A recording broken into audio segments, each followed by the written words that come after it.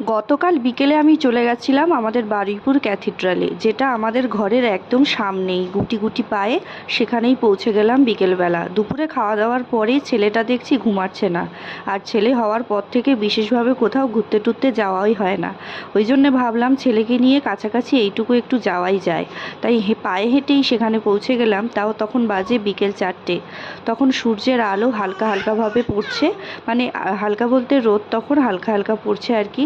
তো সেই মুহূর্তে আমরা সেখানে পৌঁছালাম, আর গিয়ে দেখলাম একটা লোকও সেখানে নেই, পুরোটাই ফাঁকা। তো বেশ কয়েকজন মিস্ত্রি দেখি কাজ করছে। তো আমার ছেলে তো বেশ আনন্দে আছে, প্রথমবার বাইরে বেরিয়েছে, চারপাশটা খুব ভালোভাবে দেখছে আর খুব ভালোভাবে উপভোগ করছে। আমরা ওকে নিয়ে কোলে নিয়ে ভিডিও করছিলাম, আদর করছিলাম। ছেলে হওয়ার আগে বেশ না হয় ঘুরে নিয়েছি, ছেলে হওয়ার পরে সেভাবে হয়তো ঘুরতে পারছি না, কিন্তু বাচ্চাকে নিয়ে বেশ ভালোভাবে সময় কাটছে।